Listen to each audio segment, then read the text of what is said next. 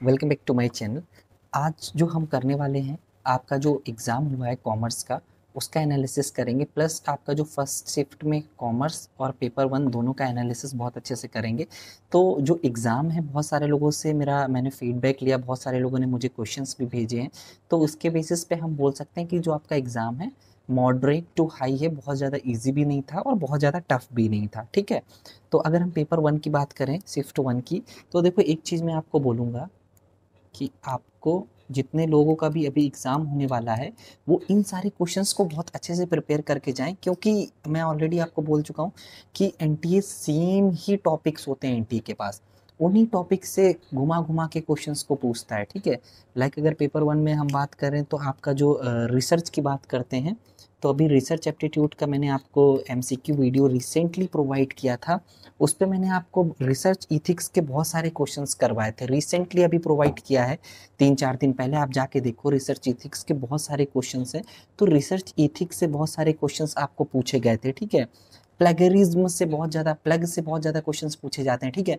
Types of plug क्या होता है, ठीक है? जो लोग भी अभी मैनेजमेंट पे एग्ज़ाम देने वाले हैं, या जो पेपर वन जिनका अभी होने वाला है, दूसरे भी एग्ज़ाम देने वाले हैं, तो उन टॉपिक्स को बहुत अच्छे से प्रिपेयर करके जाओ। रिसर्च इथिक्स को बहुत अच्छे से प्रिपेयर करो। प्लस एक्सपेरिमेंटल रिसर्च, इसके बारे में भी बहुत अच्छे से हमने डिस्कस किया था। आपका एक्सपेरिमेंटल रिसर्च क्या होता है, उस पे भी बहुत सारे क्वेश्चंस पूछे गए, ठीक है? फिर आपका स्टेप्स ऑफ रिसर्च, जो प्रोसेस होता है, रिसर्च का जो प्रोसेस होता है, उससे बहुत सारे क्वेश्चंस पूछे गए, ठीक है? रिसर्च प्रोसेस से क्वेश्चन पूछे गए। रिसर्च प्रोसेस के बाद जो आपका नेक्स्ट है, types of hypothesis, types of null hypothesis क्या होता है, अल्टरनेटिव हाइपोथेसिस क्या होता है, टाइप वन एरर क्या होती है, टाइप टू एरर क्या होता है, लेवल ऑफ सिग्निफिकेंस क्या होता है। ये सारे क्वेश्चंस बहुत इंपॉर्टेंट हैं।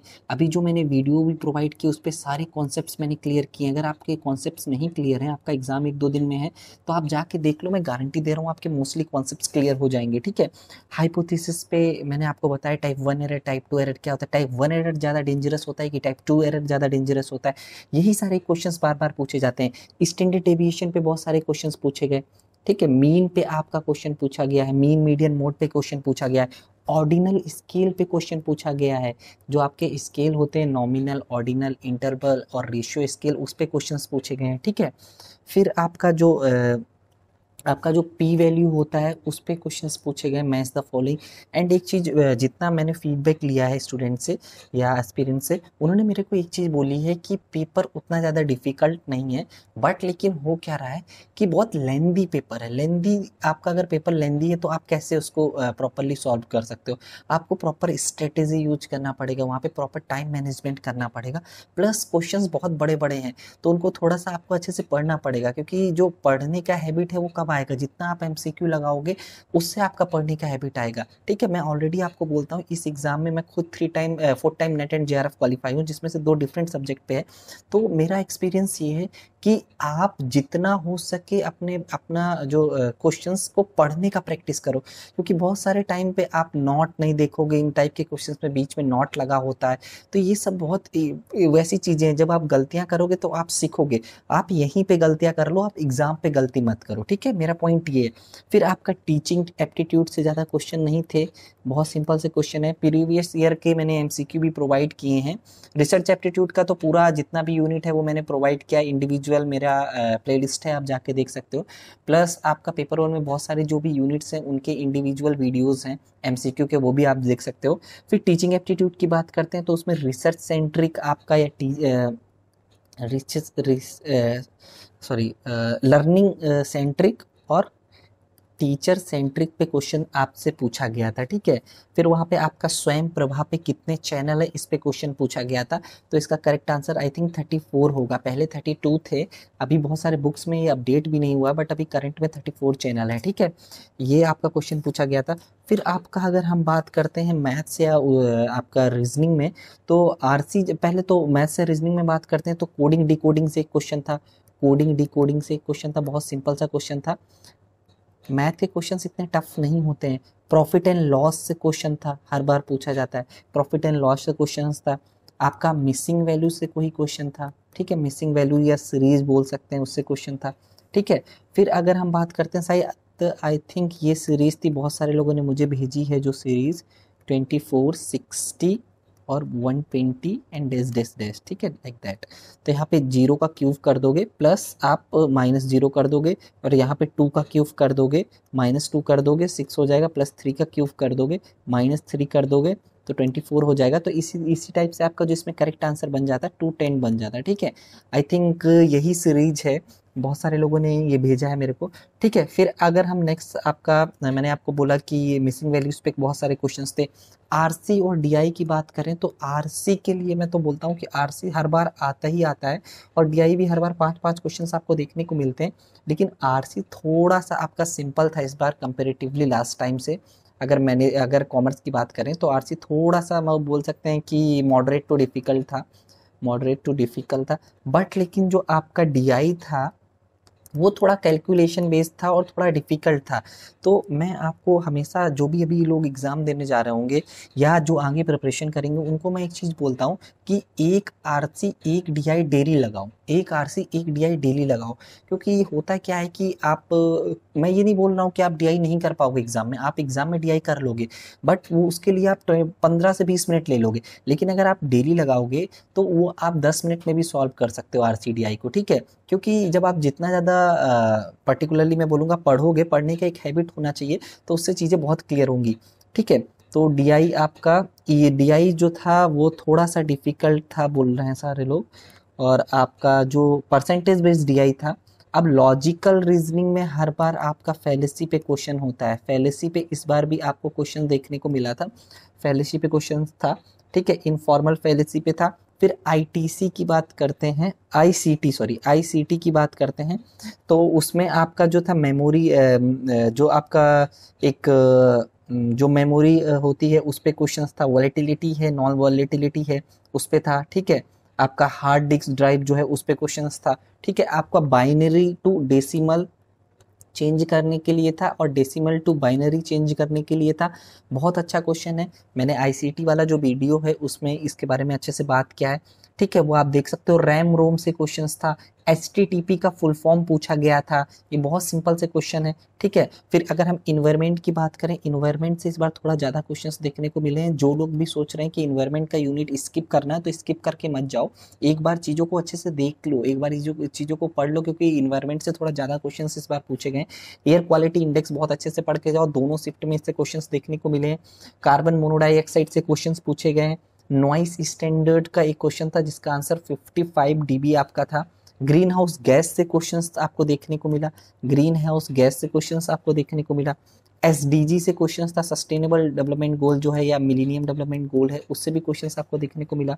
फिर आपका हायर एजुकेशन की बात करेंगे, हायर एजुकेशन पे भी बहुत ज़्यादा, अगर हम बात करते हैं हायर एजुकेशन पे, कोठारी कमीशन पे क्वेश्चंस था। आपका न्यू एजुकेशन पॉलिसी पे हमेशा क्वेश्चन मिलेगा, कोठारी कमीशन पे क्वेश्चंस था, ठीक है। आपका न्यू एजुकेशन पॉलिसी जो 2020 है, एक वीडियो में मैंने पूरी कवर की है, आप अगर वो देख लोगे तो उससे ज़्यादा कहीं बाहर से क्वेश्चन नहीं आता है, ठीक है। फिर आपका मैं एक आपको और सजेशन दूंगा कि जो NIRF रैंकिंग होती है उसको भी अच्छे से पढ़ के जाओ। इस बार तो अभी इस शिफ्ट में किसी में भी नहीं था, फर्स्ट शिफ्ट सेकंड शिफ्ट दोनों में उससे नहीं था, बट आगे उससे क्वेश्चंस हो सकते हैं, ठीक है। फिर आपका SPARC का फुल फॉर्म पूछा गया था, जिसको आप बोलते हो scheme for promotion of academic and research collaboration, ठीक है। तो पेपर 1 में सिर्फ मुझे इतने क्वेश्चंस मिले हैं, आपके पास और भी क्वेश्चंस हो तो आप मेरे को डेफिनेटली सेंड करिएगा, आप कमेंट बॉक्स पे भी कमेंट कर सकते हो। अगर कुछ आपको कोई डाउट हो तो आप वो, उसके लिए भी मैं आपको बोलूँगा, आपको पेपर 1 या पेपर 2 में कॉमर्स से रिलेटेड कुछ भी डाउट हो तो आप मेरे से पूछ सकते हो, या आपका कोई जर्नल डाउट है वो भी पूछ सकते हो। मैं डिस्क्रिप्शन पे लिंक दे दूंगा आपको अपने इंस्टाग्राम का, आप वहाँ से मेरे से जुड़ सकते हो, प्लस टेलीग्राम का भी लिंक दे दूंगा। वहाँ पे आपको जो भी आपके जितने भी नोट्स हैं पेपर 1 और पेपर 2 के ऑलरेडी मैंने सेंड कर दिए हैं, वो आप वहाँ से डाउनलोड कर सकते हो, ठीक है। अब हम बात करते हैं पेपर 2 पे जो आपका कॉमर्स का था। देखो कॉमर्स पे तो मैंने पूरा ये मान के चलो, अभी बहुत सारे क्वेश्चंस प्रोवाइड किए थे, इस बार भी बहुत सारे क्वेश्चंस प्रोवाइड किए थे, उसी के बेस पे आपका एग्जाम था।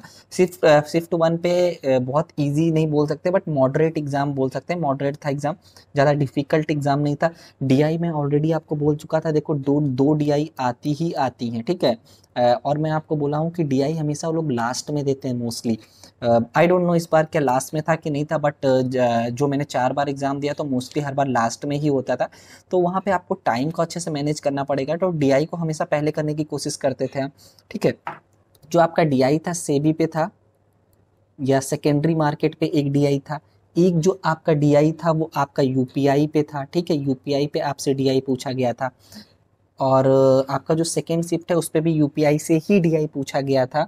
और 3 to 4 प्रैक्टिकल क्वेश्चंस थे, प्रैक्टिकल क्वेश्चंस ज़्यादा नहीं थे, नहीं तो हर बार प्रैक्टिकल क्वेश्चंस थोड़े ज़्यादा होते हैं। इस बार अभी तक जितना लोगों ने मुझे क्वेश्चंस भेजे हैं उसमें डिविडेंड थ्योरी और कैपिटल स्ट्रक्चर थ्योरी से थोड़ा कम क्वेश्चंस इस बार पूछे गए हैं, क्योंकि हर बार उससे ज़्यादा क्वेश्चंस पूछे जाते थे। तो ये है कि आपके अगर कॉन्सेप्ट्स क्लियर है, मैं आपको हमेशा बोलता हूँ आप हमेशा क्वालिटी पे फोकस करो, अपने कॉन्सेप्ट्स को क्लियर करो और कुछ अच्छे और इम्पोर्टेंट टॉपिक है। मैंने आपको जितने भी टॉपिक आप मेरे वीडियोस में देख लो जाके, मैंने आपको 50 इंपॉर्टेंट टॉपिक दिए थे कॉमर्स में, पूरा एग्जाम उससे फंसा है, ठीक है। एक दो क्वेश्चन या 3-4 क्वेश्चन एक्सेप्शन मैं बोल सकता हूँ जो आपको बाहर से मिले, नहीं तो कॉमर्स में पूरा उसी से आया है मोस्टली क्वेश्चंस, ठीक है। अब हम बात करते हैं आपसे स्टैंडर्ड कॉस्टिंग, बहुत इंपॉर्टेंट है, हर बार इससे क्वेश्चंस पूछे जाते हैं। अभी जो मैनेजमेंट में मैं बोलूँगा कि स्टैंडर्ड कॉस्टिंग को बहुत अच्छे से प्रिपेयर करके जाना, ठीक है। इन्फ्लेशन से एक क्वेश्चन था आपका जो कि पूछा गया था, ठीक है। फिर आपका प्रोबेबल एरर जो था पी ई जिसको बोलते हैं, उससे भी क्वेश्चंस पूछे गए थे। आपका पार्टनरशिप से एक क्वेश्चन था। फिर आपका रिटर्न ऑन कैपिटल एम्प्लॉयड से एक क्वेश्चन था, ठीक है। उसको बहुत अच्छे से प्रिपेयर करके अभी जाना, जो लोग भी अभी मैनेजमेंट पे भी जो एग्जाम दे रहे हैं उससे मतलब ये कहीं ना कहीं मैनेजमेंट और कॉमर्स का सिलेबस उतना ज़्यादा वेरी नहीं करता है, 3-4 यूनिट जो है थोड़ा सा डिफरेंट है, बाकी सेम ही है, ठीक है। फिर आपका इकोनॉमिक्स में सब्सटीट्यूट इफेक्ट और ये सब्सटीट्यूट इफेक्ट होता है उससे क्वेश्चंस पूछे गए थे, ठीक है। फिर आपका इनडिफरेंस कर्व, अभी मैंने इकोनॉमिक्स का आप देख लो जाके, 2 वीडियोस होंगे मेरा एमसीक्यू में, 100 एमसीक्यू होंगे, ये सारे क्वेश्चंस आपको देखने को मिलेंगे, ठीक है। फिर आपका इनकम इलास्टिसिटी से क्वेश्चंस थे, इनकम इलास्टिसिटी से क्वेश्चन था, ठीक है। फिर आपका एक देखो, एक चीज़ मैं और बोलूँगा कि अभी जो एनटीए ने एक जब से भी आपका एनटीए एग्ज़ाम कंडक्ट कराने लगा है, यहाँ पे एक जो मेन वेरिएशन आया है कि मैच द फॉलोइंग क्वेश्चंस बहुत ज़्यादा पूछे जा रहे हैं, plus assertion reasoning based questions पूछे जा रहे हैं, प्लस टाइम मैनेजमेंट बहुत इंपॉर्टेंट हो गया है। तो अभी जितने लोग भी एग्ज़ाम देने जा रहे हैं तो अपने टाइम को अच्छे से मैनेज करना, ठीक है। तो आपका एक जो मार्केट स्ट्रक्चर है उस पर मोनोपोली जो है उससे रिलेटेड मैच द फॉलोइंग पूछा गया था, मोनोपोली से रिलेटेड मैच द फॉलोइंग पूछा गया था। फिर आपका ऑटोमोबाइल इंडस्ट्री जो है वो किस टाइप का मतलब फॉर्म ऑफ मार्केट है, तो आई डोंट नो, इसमें मुझे उतना ज़्यादा ऑप्शंस के बारे में नहीं पता है, बट मुझे लगता है कि ऑटोमोबाइल आपका जो है अगर ओलिगोपोली मोस्ट प्रोबेबली होना चाहिए, ठीक है। फिर आपका हाइपोथेसिस से देखो, यहाँ पे भी क्वेश्चन आया, अभी रिसेंटली मैंने एक वीडियो प्रोवाइड किया था रिसर्च का, और उस पर भी बहुत सारे क्वेश्चंस इससे रिलेटेड डिस्कस किए थे। मैच द फॉलोइंग था, नॉमिनल स्केल यहाँ पे भी पूछा गया, देखो वहाँ पे ऑर्डिनल स्केल पूछा गया था पेपर 1 में, यहाँ पे नॉमिनल स्केल पूछा गया। रिग्रेशन बहुत इंपॉर्टेंट है, रिग्रेशन को रिलेशन से हर बार क्वेश्चन पूछे जाते हैं, तो रिग्रेशन से एक क्वेश्चन आपको देखने को मिला। फिर बॉक्स प्लॉट का बहुत इंपॉर्टेंट रोल होता है, बॉक्स प्लॉट जो होता है आउटलायर को देखने के लिए होता है, रिसर्च में बहुत इंपॉर्टेंट रोल प्ले करता है, क्योंकि अभी मैं ऐसी सारी चीज़ें प्रैक्टिकल कर रहा हूँ, रिग्रेशन बॉक्स प्लॉट, क्योंकि मैं अभी पीएचडी कर रहा हूँ आईआईटी खड़गपुर से, तो बॉक्स प्लॉट मैं देखता हूँ, क्योंकि बॉक्स प्लॉट से क्या होता है कि आपको पता चल जाता है आपके डेटा में आउटलायर है कि नहीं, ठीक है। फिर हम उसको एक पर्टिकुलरली कमांड होता है उससे सही भी कर सकते हैं। फिर हम बात करते हैं आपका कंपटीशन एक्ट, अभी मैंने बोला था रिसेंटली जितने अमेंडमेंट हुए, कंपटीशन एक्ट हो गया, कंज्यूमर प्रोटेक्शन एक्ट हो गया, ठीक है, मोनोपोली और वो तुम्हारा क्या बोलते हैं एमएसएमई जो है एक्ट हो गया। तो ये जितने भी एक्ट हैं इनमें बहुत सारे अभी कुछ चीज़ें चेंज हुई हैं, उससे क्वेश्चंस पूछे जाने के चांसेस थे और पूछा गया, वो मैंने आपको बोला भी था। एग्रीकल्चर इनकम से क्वेश्चन पूछा गया है ये, ठीक है, एग्रीकल्चर इनकम से क्वेश्चंस आपको पूछे गए हैं। ये फिर आपका कॉन्सेप्ट से तो क्वेश्चंस पूछे ही जाते हैं, गोइंग कंसर्न कॉन्सेप्ट क्या होता है, मनी मेजरमेंट कॉन्सेप्ट क्या होता है, ठीक है, इससे भी आपको क्वेश्चंस पूछे गए हैं, और ये सारे मैंने बहुत अच्छे से कराए। अभी रिसेंटली मैंने जो वीडियो प्रोवाइड किया था इंटरनेशनल बिजनेस का, कल ही प्रोवाइड किया था, बहुत अच्छा, उसमें बैलेंस ऑफ पेमेंट को मैंने बहुत अच्छे से डिस्क्राइब किया था, बैलेंस ऑफ पेमेंट क्या होता है, बैलेंस ऑफ ट्रेड क्या होता है, करंट अकाउंट क्या होता है, कैपिटल अकाउंट क्या होता है, करंट अकाउंट कन्वर्टेबिलिटी क्या होता है, कैपिटल अकाउंट कन्वर्टेबिलिटी क्या होता है, तो उससे भी देखो आपको क्वेश्चंस देखने को मिल गए। फिर अभी रिसेंटली मैंने कल इस वीडियो में बोला था कि नाफ्ता का अभी नाम चेंज हुआ है रिसेंटली, जो लोग भी वीडियो देखे होंगे वो उनको पता होगा, तो उसका जो नाम चेंज हुआ उसको क्या क्या नाम हुआ है, तो वो जो हुआ है यूएसए, मैक्सिको एंड कनाडा, ये नेम हुआ है उसका, भी रिसेंटली चेंज हुआ है। फिर आपका एशियन कंट्रीज से क्वेश्चंस थे, ठीक है। एशियन कंट्री में कुछ मेंबर को लेके कुछ समथिंग समथिंग था। फिर आपका मोड ऑफ एंट्री से भी मैंने क्वेश्चंस आपको अभी दिया था। मोड ऑफ एंट्री से बहुत इंपॉर्टेंट, मैंने अभी, आप वीडियो देख लो जाके, मैं अपने मन से नहीं बोल रहा हूँ। अभी इंटरनेशनल बिजनेस का मैंने रिसेंटली वीडियो प्रोवाइड किया, एक दिन पहले वीडियो प्रोवाइड किया। मोड ऑफ एंट्री पे मैंने कितना फोकस किया है कि मोड ऑफ एंट्री से हर बार क्वेश्चन पूछे जाते हैं, क्योंकि मैंने उसमें 2003 से जो क्वेश्चन है और 2022 के बीच जो भी क्वेश्चन है उनको कराया है। तो उसमें मोड ऑफ एंट्री का हर बार क्वेश्चन पूछा गया, एक बार छोड़ के इंटरनेशनल बिजनेस में। तो ब्रांडिंग के कुछ क्वेश्चंस थे, मार्केटिंग में ब्रांडिंग को भी मैंने बहुत अच्छे से बताया। भी मार्केटिंग का तो पूरा एक वीडियो प्रोवाइड किया था जिसमें पूरा मार्केटिंग मैंने कवर करने की कोशिश की थी। प्लस HHI इंडेक्स जो कि बहुत इंपॉर्टेंट है, इससे एक क्वेश्चन था। तो ये बहुत सिंपल सा कॉन्सेप्ट होता है, इससे भी आपको एक क्वेश्चन देखने को मिला। फिर RBI को लेके मैंने बहुत इंपॉर्टेंट जो था, RBI की सब्सिडरीज के बारे में पूछा गया था। इस बार आई थिंक मॉनिटरी पॉलिसी और फिजिकल पॉलिसी से क्वेश्चन नहीं पूछा गया, नहीं तो उससे भी हर बार क्वेश्चन पूछे जाते हैं, ठीक है। फिर यूरो को लेके क्वेश्चन था, यूरोपियन यूनियन को लेके क्वेश्चन था, ठीक है। फिर आपका नाफ्ता और एशियन मैंने ऑलरेडी बता दिया। फिर इन्वेंट्री टेक्निक में ABC एनालिसिस क्या होता है, ऑलवेज बैटल कंट्रोल जिसको हम बोलते हैं, ठीक है। वो आपका किस बेसिस पे क्लासिफिकेशन होता है, पेरेटो चार्ट रिलेटेड होता है ABC से, ठीक है। फिर आपका मैंने ऑलरेडी बोल दिया, क्लबिंग ऑफ इनकम में क्वेश्चंस था, क्लबिंग ऑफ इनकम में आपका क्वेश्चंस देखने के मिले थे इस बार। इलास्ट्रिसिटी पे ऑलरेडी मैं बोल दिया। सैलरी इनकम इस बार, हर बार हाउस का आता था, इस बार देखो सैलरी पूछ लिया। सैलरी इनकम कंप्यूटेशन पे क्वेश्चंस देखने को मिले थे। एग्रीकल्चर इनकम पे, एडवांस टैक्स पे बात हुआ था अभी रिसेंटली जो अमेंडमेंट हुआ है उससे। इंटरनेशनल ट्रेड थ्योरी, इसको भी मैंने बहुत अच्छे से अभी वीडियो में बताया था, सारी ट्रेड थ्योरीज जो भी हैं। अभी मैंने देखा है कि थोड़ा सा जो है कि इस बार फाइनेंस के क्वेश्चंस कम आए और न्यूमेरिकल क्वेश्चंस कम आए हैं, ठीक है। फिर नेट नेशनल इनकम क्या होता है, इस पे क्वेश्चंस था। कॉस्ट ऑफ इक्विटी कैलकुलेट करने के लिए स्टैंडर्ड डेविएशन पे क्वेश्चंस था। यूटिलिटेरियन अप्रोच क्या होता है, अथॉरिटी क्या होती है, फॉरेन ट्रेड क्या होता है। तो ये बहुत सिंपल से, मैं बोलूँगा कि इतना ज़्यादा टफ क्वेश्चंस नहीं थे। अगर आप अच्छे से प्रिपरेशन करोगे तो होगा, बट प्रॉब्लम पता है कहाँ पे होती है, आजकल क्या होता है, रीडिंग की जो हम लोगों की आदत है वो छूट चुकी है। वो बहुत इंपॉर्टेंट, बहुत मतलब इंपॉर्टेंट है। आप जितना पढ़ोगे चीज़ें आपको उतना क्लियर होंगी। अपने कॉन्सेप्ट्स को क्लियर करो, एक एक मार्क्स का बहुत इंपॉर्टेंट है, ठीक है। एक मार्क्स भी बहुत इंपॉर्टेंट है इस एग्जाम के लिए, तो आपको उसी की बेसिस पे अपनी प्रिपरेशन करनी चाहिए, ठीक है। एंड मैं एक चीज़ और बोलूँगा, ये मेरा थोड़ा सा, ये आपको मैं ऑलरेडी बता चुका हूँ। अभी तो बहुत सारे वीडियोस मैंने कॉमर्स पे, ये ओल्ड है, कॉमर्स पे बहुत सारे वीडियोस प्रोवाइड कर दिए हैं। 1500 MCQ सीरीज जो है वो अभी, ये समझो कि 3000 MCQ सीरीज में 3000 मैंने MCQ प्रोवाइड कर दिए हैं। कॉमर्स में भी, आपका मैनेजमेंट पे भी उसी तरीके से। कॉमर्स पे बहुत सारे जो इंपॉर्टेंट कॉन्सेप्ट्स हैं उनको बहुत अच्छे से प्रोवाइड किया है। और मेरा मोटिव कभी भी ये नहीं कि आपको मैं बहुत ज़्यादा, मेरे वीडियोस जो होते हैं बहुत बड़े बड़े वीडियोस होते हैं, 1 to 2 आवर होंगे, बट लेकिन उन पर आपको बहुत सारा कंटेंट मिलेगा, आपका पूरा रिवीजन हो जाएगा। अगर मैं चाहूँ तो वही 30 वीडियो बना दूँ, 40 वीडियो बना दूँ, लेकिन मैं वो चीज़, मेरा वो अप्रोच नहीं है। मेरे को मनी को लेके अभी कुछ भी नहीं है उतना ज़्यादा।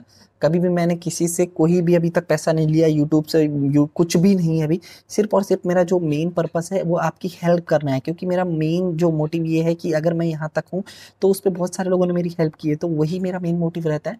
तो प्लीज़ चैनल को सब्सक्राइब करो और जितना हो सके वीडियो को शेयर क्या करो। Thank you.